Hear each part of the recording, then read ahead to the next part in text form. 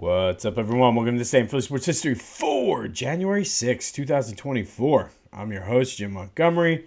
Welcome to a Saturday edition. The winter storm is coming. Depending on where you are, it's either going to be a lot of snow, a lot of rain. If you're like me, it'll probably be a mix of the both. But as always, let's start with the question of the day recap.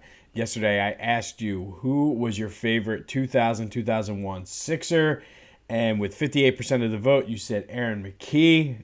Theo Ratliff made a nice little write-in vote comeback there. I didn't put him in only because, or I didn't include him only because he was traded and was not part of the playoff run. But he was a fan favorite and a huge part of how they got to that 41-14 record before they made the trade for Dikembe. As always, thank you for participating in the question of the day.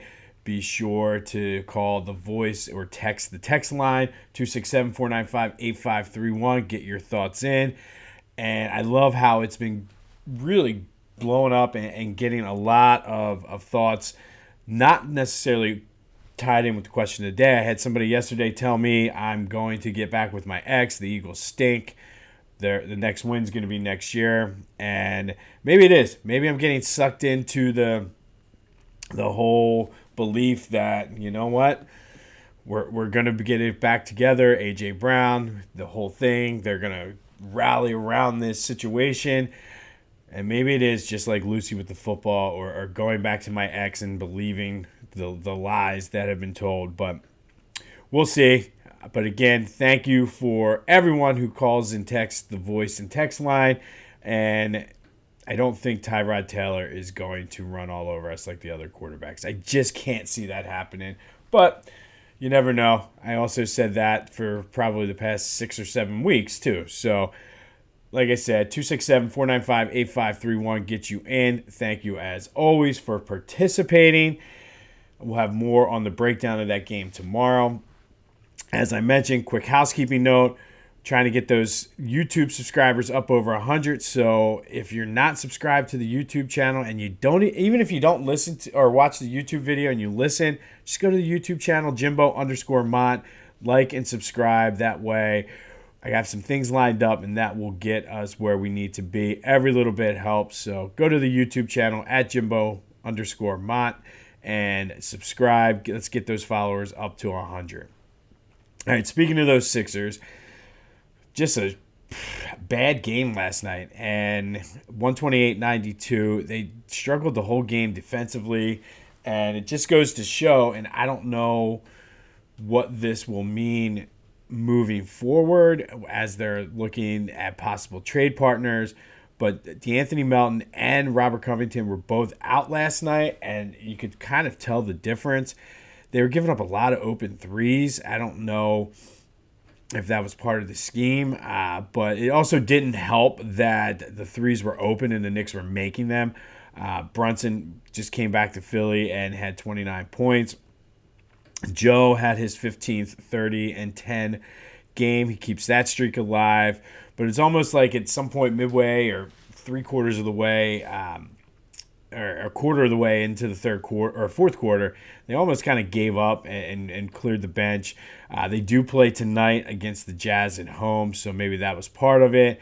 You have these games over the course of a long season, but it sort of really amplifies what the Sixers need, and they do need that two-way player who can do both. So what that means moving forward, who that is, I don't know. There's all kinds of speculation right now, but it's going to get fun as you see the rumors. And even on the national broadcast on ESPN last night, they were talking about how the Sixers are in such a great spot because they have a legitimate shot for this year, depending on what they want to do. But they are so set up for next year, and they have, I think, the second most cap space for next year. Obviously, they're going to have to sign Maxey to a max deal. And there's still plenty of other money to build a team. But if they can steal one this year and make a run, it wouldn't be too bad. But they're back in action tonight. And it's one of those rare doubleheader games down at the Wells Fargo Center. The Flyers play the Calgary Flames at 1. Then the Sixers tonight at 7:30 against the Jazz. Always fun when that happens. Glad I'm not going to be anywhere near there because you got the people coming in and out. You got the people staying after the Flyers game for dinner. People coming down for the Sixers game to eat dinner. I'll be right on my couch watching, nice and dry and warm. But hopefully the Flyers can try to get off the schneid against the Flames today. All right, Eagles news and injuries. Darius Slay is out. It's still annoying. He was supposed to be back for the regular season, so I don't know if they're keeping him out because I don't know if they didn't need him. But that whole getting the surgery when he did, I just still question the timing of that. Devonta Smith is out. We don't necessarily need to go into that. DeAndre Swift was limited with a sickness yesterday. I feel like he'll play, though, barring something crazy. But everyone, including Zach Cunningham, is trending towards starting. They're going to be relatively healthy. I think having Cunningham in there is going to be good and help stabilize the middle of the defense, I guess, and help stop the run, especially with – I don't see Tyrod Taylor running all over us the way that Kyler Murray did. But Saquon Barkley, I mean, that is always trouble. The big story was yesterday was just about how should we play the starters, should we rest the starters, and I don't know. I have a couple different thoughts on that. I guess the first is, you still have a shot to win the division and get the third seed. Whether or not that is what the seed you want, though, I don't know, looking at the things. But it's going to be tough for Washington to beat Dallas, especially because right now I think Washington is locked into the second pick. And if they lose or if they win, they could actually roll out of the top 10 because everybody's so bunched together. So what that means and looks like for them, I don't know. But take away the division and the second or the third seed, and I don't even care about that. This team can't rest. This team needs to play. They need to get out of whatever schneid and funk they're in because it's not good. And I know some people are like, they don't deserve a bye. It has nothing to do with that. They're not playing well. And I think they have some things to work on, specifically on the defense. The offense, while they were efficient last week, they still have some things that they could work on as well. I don't know if you play them a half, but I don't think you set the starters out at all because there's a lot of things to work on going into the playoffs next week. And again, maybe as the text message said, maybe I'm buying the hype and drinking the Kool-Aid and I'm going to get back with my ex. I don't know. Maybe I'm falling for the same sad sob story. But I think they can get this right. But the only way they're going to get this right is by actually playing. And I know the Giants would want nothing more than to beat the Eagles because they haven't beat them in so long at home. I don't know. I say start the players or play the starters. I should say, not start the players. Play the starters. But that leads us to today's question of the day. Should the Eagles rest the starters and treat it like the fourth preseason game, or should the starters play and try to work through whatever funk they're in? Call or text 267-495-8531. Let me know your thoughts. Should the starters play? I'm in the camp of yes, the starters should play. If they were coming in, if it was like after the Buffalo game and we're having this discussion, I might say something different. But where they're at right now, starters need to play. And it has nothing to do with winning the division. It all has everything to do with getting out of the slump and the funk they're in. So let me know what your thoughts are on that. Should the starters play? 267-495-8531. Get you into the voice and text line. We will have more on this game tomorrow. I just did want to mention, too, that even more props for Nick Sirianni. He was asked why he stuck up and took the heat for his players, and he's like, that's what coaches do, and you got to like that. And hopefully it's something that he had a conversation with Jalen and AJ, and they got on the same page after that. But I like that. A lot of respect for him. Now come out and get them out of this funk and at least get us to the NFC Championship game again. Why not? While you're trying to stay dry and before you're shoveling snow, depending on where you are, give my boys over at the Clashing Conferences podcast a listen this week as they get prepared for the final regular season game. That's available on YouTube and wherever you get your podcasts. And stay tuned because I should be on as a guest next week, barring something crazy. So go get yourself familiar with them. I'll be on next week.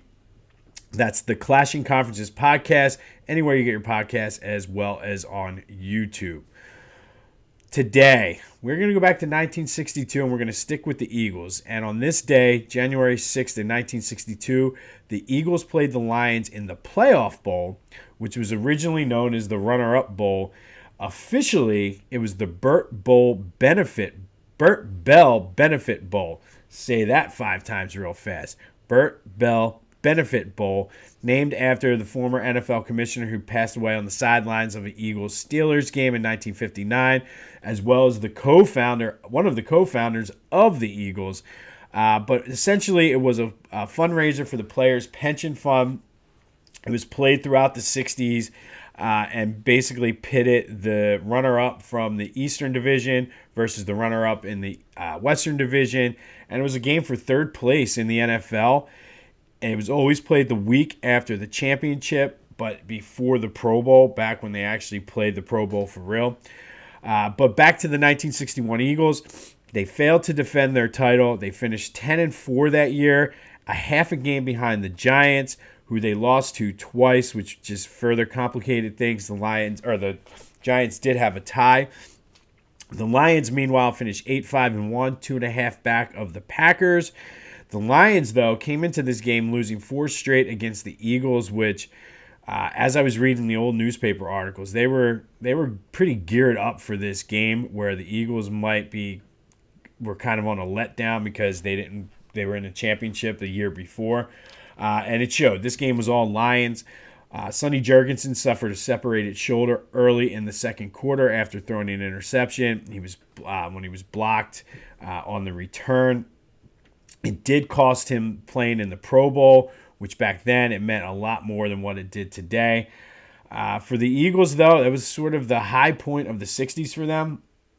They would play in the Playoff Bowl one more time in 1966, losing to the Colts. But for the most part, after that 1962 season, they fell on some hard times, as Dusty Rhodes would say, and basically didn't become relevant again until Dick Vermeil arrived. Obviously, you had the snowball incident with Santa, which brought them a little bit of relevancy, but not in a good way.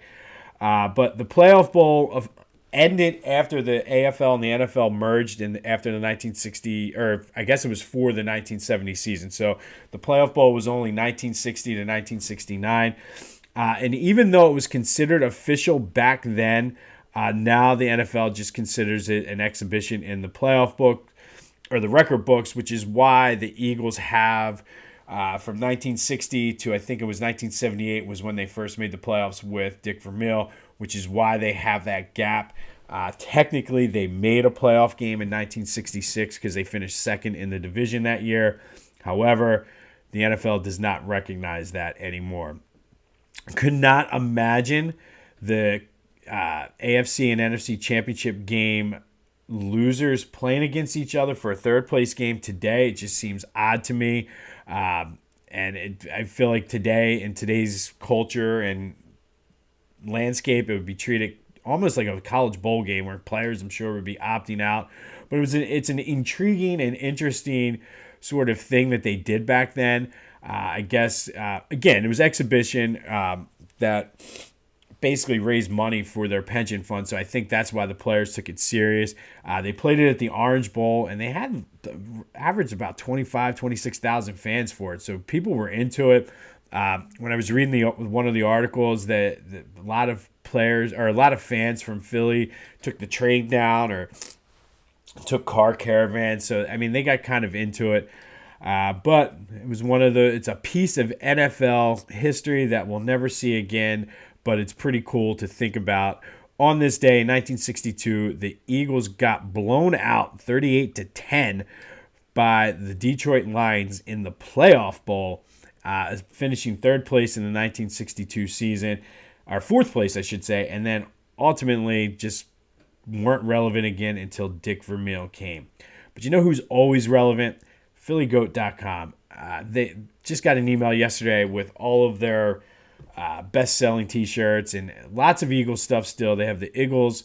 They have the Fly. I told you about I've shown you the Mega John.